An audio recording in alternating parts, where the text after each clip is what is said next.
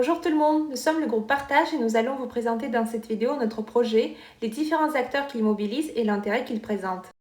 Notre projet s'intitule En mode scribe et s'articule autour de la pratique de la calligraphie et de l'enluminure, deux arts qui renvoient à l'époque médiévale. Cette période est étudiée en 5e dans le cadre des cours d'histoire et de français notamment.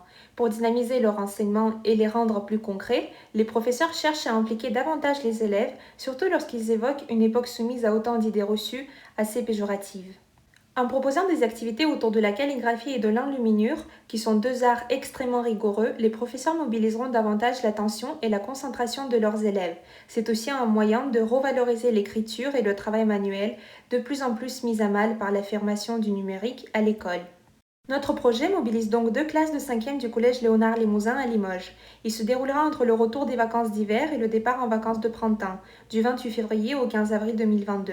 Cela nous laisse 7 semaines pour réaliser notre action culturelle et artistique qui se déroulera de la manière suivante. Dans le cadre des cours de français, le projet s'inscrit dans une séquence pédagogique de 10 séances qui porte sur l'objet d'études de programme, héros, héroïnes et héroïsme. À travers l'étude d'un corpus d'extraits d'œuvres de l'époque médiévale, les élèves devront donner une définition du héros et repérer les caractéristiques du genre épique. Puis, le professeur leur demandera d'écrire leur propre légende en réinvestissant ce qu'ils ont découvert à travers la lecture des différents textes épiques. Construction du héros, de l'intrigue, syntaxe, lexique. Les élèves calligraphieront leur légende avec l'aide de l'artiste Benoît Furet. Le papier qu'ils utiliseront pour leur création sera fabriqué lors d'une sortie pédagogique au Moulin d'Hugo. Parallèlement, en cours d'art plastique, les élèves suivront une séquence de 7 séances consacrées à l'enluminure. Ils découvriront d'abord ce qu'est une enluminure, puis ils apprendront à l'analyser en la mettant en perspective avec les codes de la représentation au Moyen Âge. Puis, avec l'enlumineur Denis Girard, les élèves réaliseront une page enluminée qui mettra en valeur la légende qu'ils ont calligraphiée en français. Cette pratique artistique sera reliée au cours d'histoire, dans lequel les élèves parleront de la copie de manuscrits au Moyen Âge à travers une activité au cours de laquelle ils consulteront des manuscrits du scriptorium de l'abbaye de Saint-Martial sur les sites de la BNF. La réalisation de l'enluminure mobilisera également le professeur de physique-chimie, qui consacrera une séance à la fabrication de pigments grâce à la technique de la détrempe à l'œuf. Nous organiserons une soirée de restitution du projet à laquelle seront conviés les élèves et leurs familles, le chef d'établissement, les acteurs culturels et les partenaires financiers. Au cours de cette soirée, les élèves liront leurs légendes qu'ils auront appris à mettre en voix en cours de français. Les personnes présentes seront invitées à visiter l'exposition et à découvrir les pages enluminées des élèves. Ils devront voter pour la plus belle création qui se verra décerner en prix. Maintenant, nous allons voir les acteurs du projet. Notre projet permettrait l'émergence d'un partenariat entre un établissement scolaire, la cité scolaire Léonard Limousin, des structures culturelles représentées par l'association Moulin d'Hugo et deux artistes, le calligraphe Benoît Furet et l'enlumineur Denis Girard, une collectivité territoriale, le conseil départemental de la Haute-Vienne. Tout d'abord, nous allons voir le rôle des acteurs culturels. La réalisation de notre projet nécessite l'intervention de deux artistes, qui seront d'abord amenés à rencontrer les élèves lors d'une séance consacrée à la présentation de leurs pratiques artistiques, notamment à travers une démonstration ou une exposition de leur création. Benoît Furet, spécialiste de la calligraphie médiévale, interviendra dans le cadre des cours de français. Il proposera aux élèves une séance d'initiation à la calligraphie gothique qui s'étalera sur 4 heures. À travers de petits ateliers par groupe, les élèves se familiariseront avec le matériel et feront leurs premiers traits de plume avant d'apprendre le tracé des lettres. Lors d'une deuxième séance plus longue, cette fois-ci 6 heures, les élèves devront calligraphier eux-mêmes une légende qu'ils auront écrite en cours de français. L'artiste, secondé du professeur, viendra en aide aux élèves et guidera la réalisation. Denis Girard interviendra quant à lui dans le cadre des cours d'art plastique durant 5 séances. Il accompagnera les élèves dans la création d'une page enluminée qui viendra mettre en valeur la légende calligraphiée. La réalisation de l'enluminure se fera par étapes. Après réflexion sur l'agencement du texte par rapport à l'image, les élèves passeront de l'esquisse à l'enluminure, puis à la mise en couleur et à la décoration qui correspond à la dorure. Notre projet nécessite l'intervention d'un troisième acteur culturel qui est l'association du Moulin d'Hugo. Elle accueillera les élèves à Saint-Léonard-de-Noblat et leur fera une visite guidée du moulin.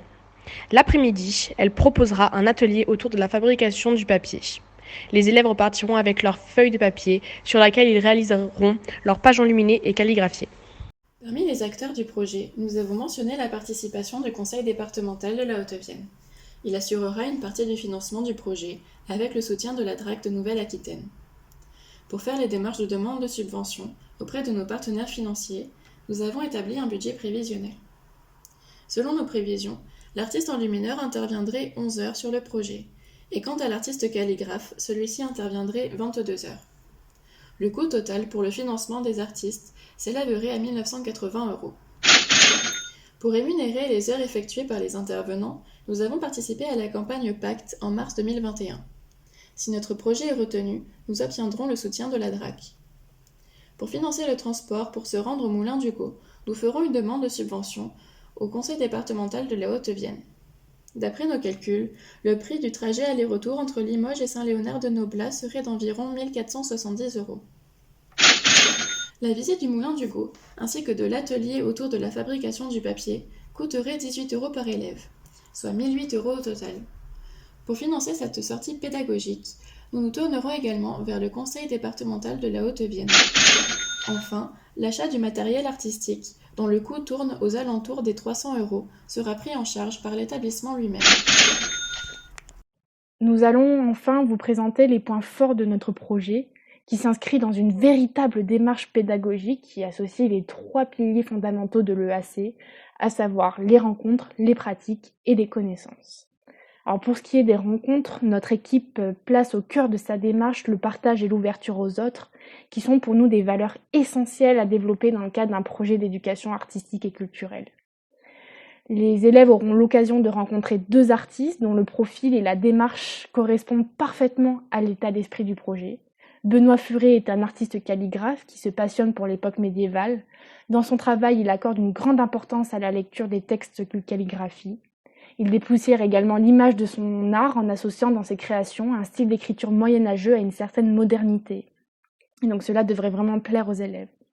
Denis Girard, quant à lui, est un artiste enlumineur et graveur. Il a à cœur de partager ses passions en animant régulièrement des ateliers autour de la pratique de l'enluminure. Enfin, les élèves feront également donc la rencontre de membres de l'association Moulin du Gau qui assure la sauvegarde et la transmission des anciens métiers de la papeterie. Au-delà d'une simple rencontre avec les artistes, les élèves auront l'occasion de s'initier à la calligraphie et à l'enluminure avec eux, et donc cela touche au volet pratique. Enfin, pour ce qui est des connaissances, donc les rencontres et les pratiques artistiques s'inscrivent dans une démarche pédagogique qui valorise le travail interdisciplinaire. Le projet permet également de valider une grande partie des compétences à valider donc dans le cadre du cycle 4, mais aussi dans le cadre du socle commun de connaissances, de compétences et de culture.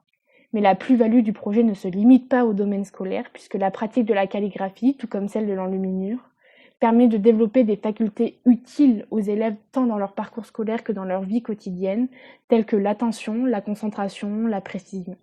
Et donc les rencontres avec les différents intervenants doivent également favoriser le partage, l'ouverture aux autres à travers des échanges bienveillants.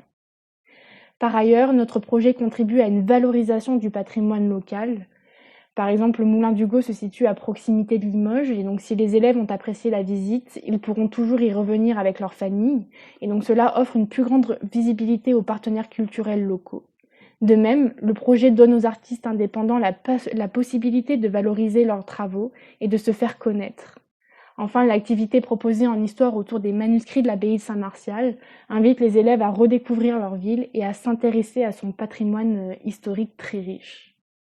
Pour finir, les pratiques artistiques et les rencontres réalisées lors du projet participent d'une démocratisation des arts et de la culture, puisqu'en effet, les élèves ne se seraient peut-être pas tournés spontanément vers les arts mis en avant par le projet, à savoir donc la calligraphie et l'enluminure.